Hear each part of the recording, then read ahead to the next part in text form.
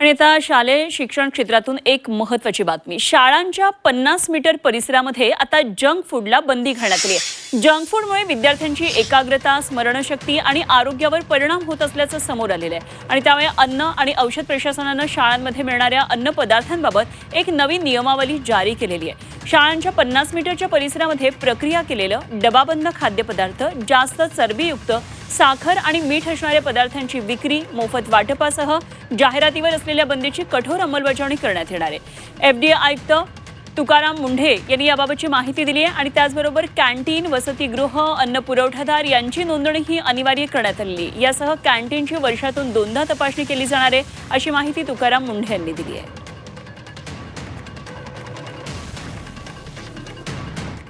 Food safety display board असणं अपेक्षित आहे. आता फूड सेफ्टी डिस्प्ले बोर्डवरती काय, तुमचा व्हेंडर कोण आहे, त्याचं लायसन्स काय आहे, कोणत्या प्रकारचं फूड तिथं दिलं जातं, त्याच्या काय व्हॅल्यूज आहेत हे लिहिणं अपेक्षित आहे. त्याचबरोबर फूड सेफ्टी सुपरवायझर हेही नॉमिनेट करायचं आहे. त्यांनी हे बघायचं आहे की हे फूड सेफ्टीचे नॉर्म त्या ठिकाणी पाळले जातात. हेल्थ अँड वेलनेस अँबॅसेडरसुद्धा ते अपॉइंट करणं अपेक्षित आहे over a period of time, की त्या शाळेमधून कोणी विद्यार्थी असू शकेल, शिक्षक असू असेल, जो कोणी असेल त्यांनी तो अपॉइंट करायचा आहे. किंवा नोडल अधिकारी नियुक्त करणं हे पुढच्या काळामध्ये आपण बंधनकारक करत आहोत, ते आवश्यकता आहे.